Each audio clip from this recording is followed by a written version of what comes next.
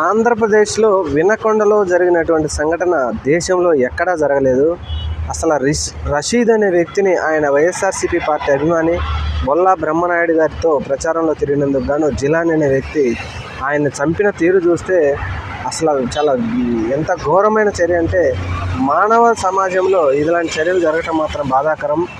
అసలు ఒక వ్యక్తిని పార్ట్లుగా నరికేసి పక్కన పడేశారంటే 20 మంది వచ్చి 20 మంది పక్కన ప్రజలందరినీ కంట్రోల్ చేస్తూ ఈ జిలానీ అనే వ్యక్తిని ఒక కత్తిచ్చి ఆయన మీదకి పంపించి నరికారంటే, అసలు ఇలాంటి సంఘటనలు జరుగుతూ ఉంటే మన వ్యవస్థలు ఏం చేస్తున్నాయి, కోర్టులు ఏం చేస్తున్నాయి, పోలీసులు ఏం చేస్తున్నారు, మన ప్రభుత్వం ఏం చేస్తుంది?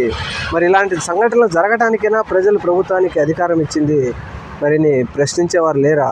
ప్రజలు కూడా ఎందుకో మౌనం పాటిస్తున్నారు తప్పితే ఎక్కడా ఇలాంటి వాటి మీద ప్రశ్నించడం లేదు. చూద్దాం మరి ఆంధ్రప్రదేశ్లో ఇలాంటి సంఘటనలు ఇంకెన్ని జరుగుతాయో.